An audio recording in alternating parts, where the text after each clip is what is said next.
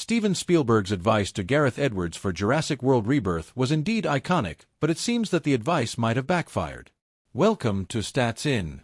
If you're just joining us, please subscribe and don't forget to turn on notifications bell for more video. From scary dinosaurs to horror tropes, Gareth Edwards tried his best to turn Jurassic World Rebirth into that horror and grounded approach that Spielberg had given in the original 1993 film. Steven Spielberg became the creator of the Jurassic Park franchise when he released the first film back in 1993. Director Gareth Edwards, the director of the recently released Jurassic World Rebirth, revealed that he asked the veteran director for an initial review of his film. Speaking to Sci-Fi, Gareth Edwards revealed that he was a nervous wreck when he asked Spielberg for a review of the early footage for Jurassic World Rebirth. Although the director gave a lot of advice to Gareth Edwards, one primary advice that seemed to stick out was about what audiences should feel after they have finished the movie.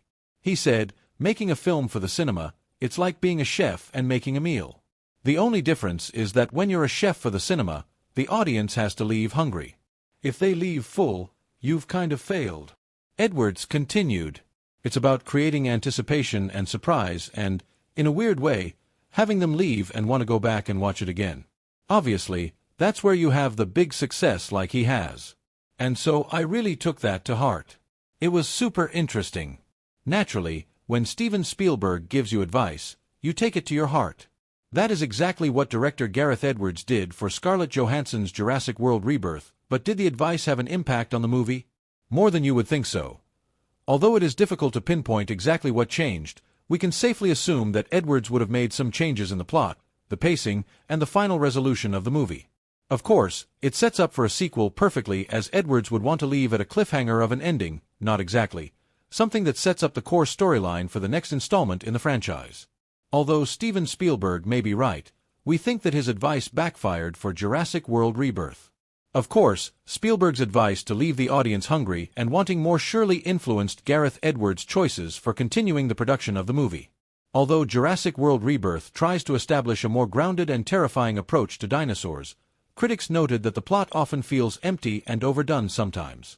Underdeveloped characters, a thin plot, and needless subplots, like the shipwrecked civilian family, riddle the Gareth Edwards film, which was primarily about not being near dinosaurs. For a franchise that has been running for 30 years, it's a wonder how the dinosaur technology has been keeping the people hooked for so long. However, Jurassic World Rebirth didn't exactly have the best storyline when it came to the franchise. Of course, the decision to expand the plot and include other stuff may have likely been inspired by Steven Spielberg's advice to leave the audience wanting more, and adds an ending that leaves the door open for a sequel. Despite a strong box office collection so far, Jurassic World Rebirth didn't bring anything new that fans hadn't seen before. Although Spielberg meant it for the betterment of Gareth Edwards and Scarlett Johansson's film, it seems that his advice might have just failed for the 2025 film. What do you think about Jurassic World Rebirth? Let us know your thoughts about it in the comments. Robert Downey Jr. may be the highest-paid Marvel actor, but Scarlett Johansson has the upper hand on another aspect. Welcome to Stats In. If you're just joining us, please subscribe and don't forget to turn on notifications bell for more video. Iron Man director Jon Favreau fought with Marvel to cast Robert Downey Jr. over Chris Evans, confirmed his retirement as Captain America, but wants to reunite with Scarlett Johansson in a scrapped musical project. Just when we thought Chris Evans was done giving us MCU-level excitement, he dropped a nostalgic bomb. And for the umpteenth time, it's not a secret return to Avengers: Doomsday. Instead, it's even better for musical lovers. In an interview with Variety, Evans revealed he was this close to starring in a remake of Little Shop of Horrors with Scarlett Johansson and Taron Egerton. In the wake of his new fill actors of all time, again thanks to the massive success of Avengers, Infinity War and Avengers: Endgame, Downey Jr. is set to make a return to the Marvel Universe in a new villain role. He bagged a jaw-dropping $100 million contract for the film, making him the highest-paid actor in the industry. While Johansson's Marvel salary did not come close to Downey Jr.'s big numbers, she is one of the highest-paid actresses in Hollywood. In his first team-up movie for Marvel, The Avengers, Downey Jr. emerged as the biggest star among the ensemble cast and was paid more in salary and deals. His base salary remained $10 million for his next 3 movies, including the 2 Avengers movies and Iron Man 3.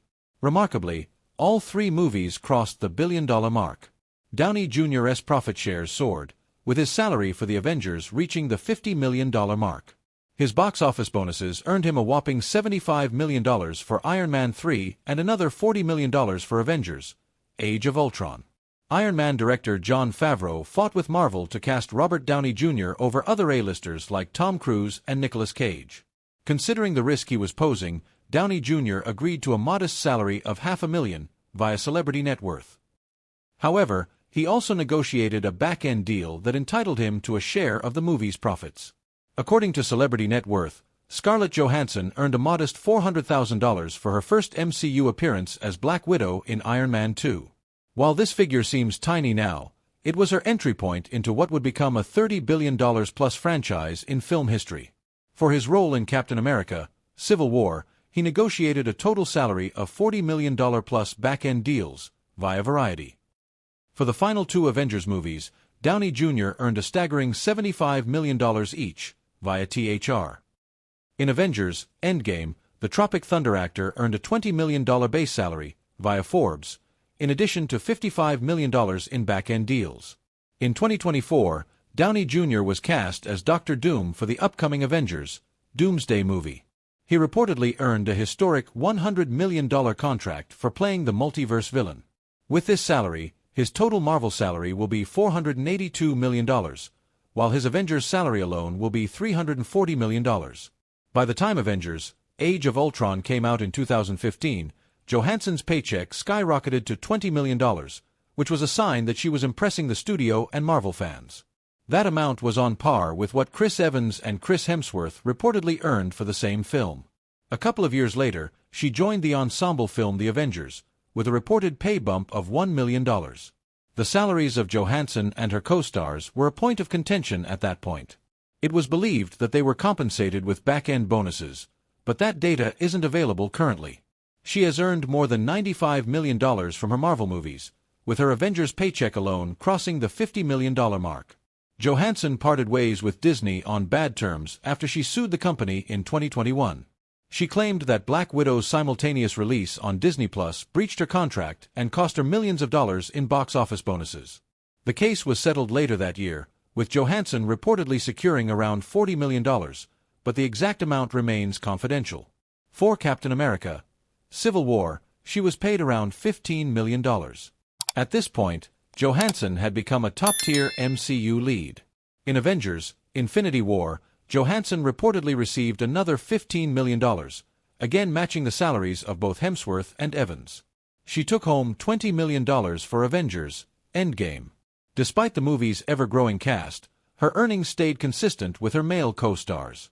For her solo film Black Widow, she earned another $20 million, which also happens to be her highest paycheck for a lead role. Even setting aside his lucrative Doomsday deal, Downey Jr. earned $382 million up until the Phase 3 movies. Johansson's total salary, including that of Black Widow, barely crossed the $100 million mark. The comparison of their salaries in the movies they appeared together will give you a clearer picture of the pay disparity. Robert Downey Jr. and Scarlett Johansson hardly have comparable salaries in the MCU. Downey Jr.